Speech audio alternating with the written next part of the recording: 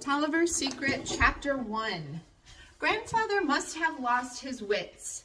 Ellen was sure that her grandfather had lost his wits when she saw him slip into the dark kitchen and lock the door with a big key. Without giving his usual cheery greeting, he tiptoed to the window and pinned the heavy curtains together with a knitting needle. "Don't want anyone peeping in this morning," he said to Ellen's mother, who was making bread on a table by the fire. Lights from a small fire on the hearth darted about the big old kitchen.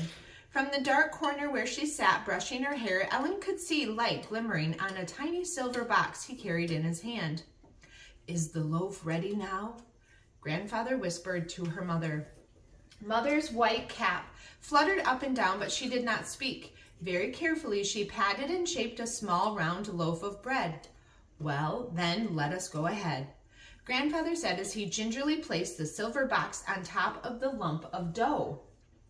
Ellen stared at the little box. It was his favorite silver snuff box. She was too surprised to speak when she saw him press the snuff box into the dough, smooth over the hole that he had made, and dust off his hands. His round face had a wide, impish smile. "No one will find it there," he said gleefully. He stepped back and cocked his head to one side. "Bake it crisp and brown, Abby, with a good strong crust. It has a long way to travel." "You're quite sure no one will find it, Father?" Mother sounded frightened. "Now, don't worry, Abby. No one will find it." He patted her shoulder and gave her a kiss. Ellen saw that he was wearing the white wig with the turned-up tail that he had always wore when he went to the tavern. Underneath his blue wool coat, he wore a long waistcoat with brass buttons down the front. He was short and stout, and the buttons marched down his waistcoat in an outward curve. He never wore these clothes when he worked in his barber shop. Ellen was so puzzled she had to speak up. "Whatever are you planning to do, Grandfather?" Quickly, her grandfather spun around and peered into the deep shadows of the old kitchen. He gave a sharp cry that made her jump up. "I thought you had gone to the corner pump, Ellie." Ellie curtsied. "I was just about to make the bed, but I'll leave now, Grandfather." She picked up her red cloak and pulled the hood over her long brown hair. Grandfather stepped across the room and grasped her by the shoulders. "Don't ever speak of what you have seen, Ellen Tolliver," he warned in a gruff voice she had never heard him use before. He was usually so friendly and cheerful, even in the early morning, even with the British officers around. Now his twinkling blue eyes looked as hard as points of steel. Ellen was so startled she dropped her cloak. "But I was just wondering—" "Stop. You are no longer a babbling child," he said sharply. "About this you must never talk. Do you hear, Ellen Tolliver?" Ellen nodded. Grandfather wasn't acting like himself at all.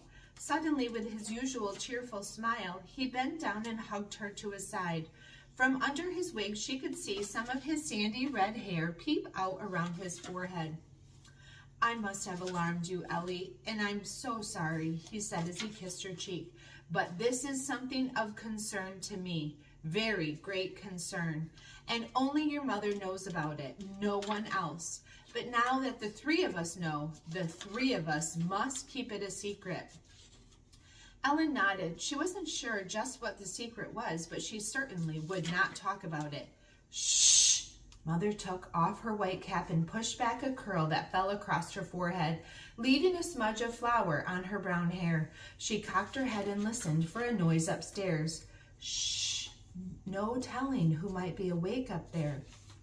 In the bedrooms upstairs lived 6 British officers who had moved into Grandfather's house when the Redcoats took New York 3 months ago. Ellen disliked those officers, always sniffing snuff up their proud noses and sneezing daintily into white kerchiefs when they weren't striding about giving orders. She hated the way they ordered Mother to bring tea and biscuits to them every morning. But still, they were the masters of the house now. Ellen and her mother curtsied whenever they saw them and stepped out of their way politely. Just pay those redcoats no mind, her grandfather had told them. Sometimes in the evenings he would mimic them. He'd take a pinch of snuff from his snuff box, and with his little finger crooked, he'd put it on the back of his hand and sniff. Then he'd sneeze and sneeze. He'd put his nose in the air very haughtily and dance about the room, flipping up the tails of his coat. "The Redcoat Minuet," he called the dance. "Come and dance the minuet, dear lady." Ellen would pick up her skirts and dance with him, holding her hands high, pointing her toes and tossing her head as if she were a Tory lady wearing a big white wig. When they finished the minuet, they'd whirl about the room until they fell back laughing in their chairs to catch their breath. It was fun to do silly things with grandfather. Ellen's father had never played like this. He had been very serious. Sometimes Mother would dance too, pretending a wooden spoon was an ivory fan. It was good to see her laugh after all those months of worry. Now, in the early morning half-light, Mother pointed up to the ceiling. "Be very quiet," she warned.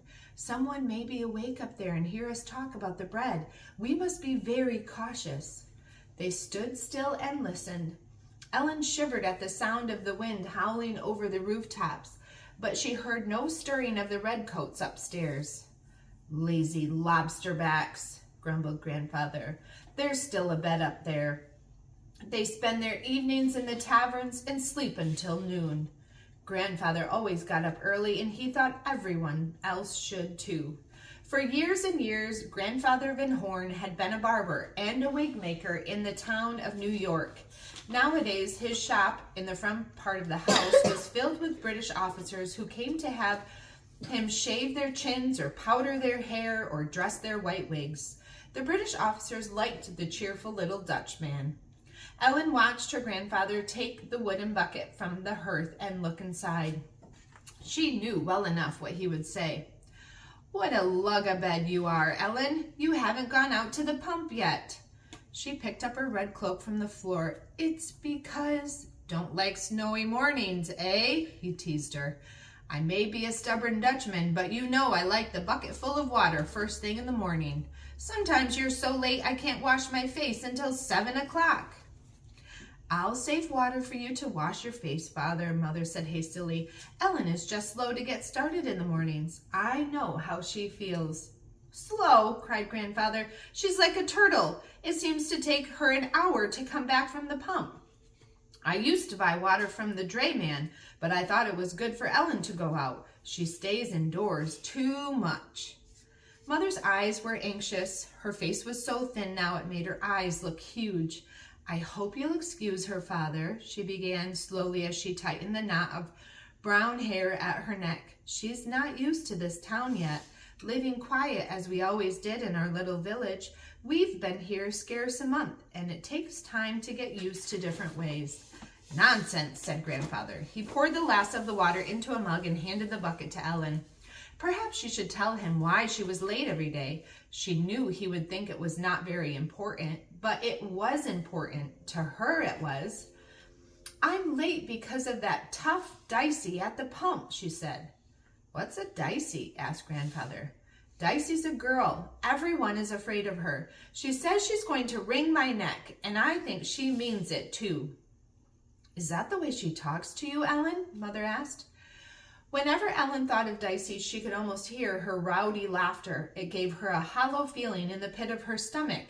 "She screams at me, and I have to go to another pump farther away." "Fiddlesticks," said Grandfather. "Just stand up for yourself, Ellen. That's what I did when I was a boy and small for my age." Ellen doubted that she could stand up for herself when Dicey went blustering about like a tough butcher boy. "Ellen's not a boy," Mother said quietly. "She can't roister about like a boy." "Oh, double fiddlesticks," said Grandfather impatiently. "She could talk back to that little girl at the pump." "Dicey's not a little girl," Ellen protested. "She's bigger than I am, and she's mean." "Talk back to her anyway, Ellen," Grandfather urged her. "Don't be so meek and mild." Mother seldom spoke sharply to anyone, but now she folded her arms and looked at Grandfather. Her father wanted Ellen to be ladylike, she said. You remember my husband was a schoolmaster, college educated. He knew all about training children. Yes, I suppose he did, said Grandfather. Indeed he did, Abby said firmly. He was very pleased with Ellen's quiet ways and her pretty manners. Grandfather looked puzzled as he watched her put the loaf of bread on a long-handled shovel. It was plain to see that he didn't understand his daughter. She looked so much like him, and yet they were so different. Well, Abby, he said, your husband was a good man, a very good man indeed. But, he reminded her, Ellen can have pretty manners and still be bold when she needs to. She can learn to stand up for herself.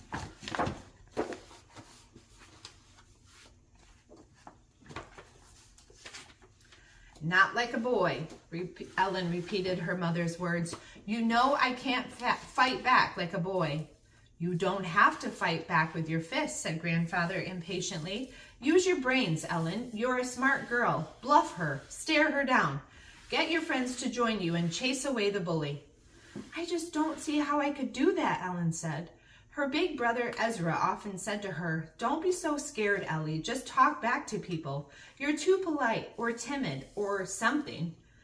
Ezra was a carefree boy with auburn hair and a wide smile like Grandfather's. He'd talk back to anyone, even the captain of the village militia. Well, said Grandfather, you're a smart girl. You'll think of a way. Now that the oven at the back of the fireplace was hot, Mother raked out the coals and slid in 2 long loaves of bread. She took a last look at the mysterious round one before slipping it in too.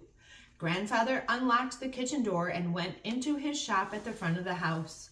The tail of his wig turned up jauntily as he straightened his coat and picked up his cane. Why in the world did Grandfather put his snuff box in that loaf of bread? Ellen whispered. Best not to ask any questions, Ellen, Mother said. Grandfather came back to the door of the kitchen and winked at Ellen. Just go and stand up to that Dicey, he urged her. You have more of your grandfather's spirit than you think, Ellen. And now, Abby, I'm going to the tavern for breakfast and to hear the news. I'll be back when the bread is baked. He glanced up at the little square clock that hung on the wall of his shop with his pendulum swinging slowly back and forth. You remember the shop is closed for the day, he reminded her. I've given my shaver a holiday. The young man, Alexander, who lived in the attic and who helped Grandfather in the shop while he learned to be a barber, had gone off last night to visit his family.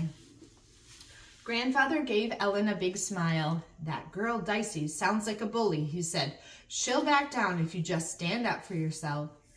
Ellen wasn't so sure of that. It may have been true when Grandfather was a boy, but she knew it wouldn't work now with a tough girl like Dicey.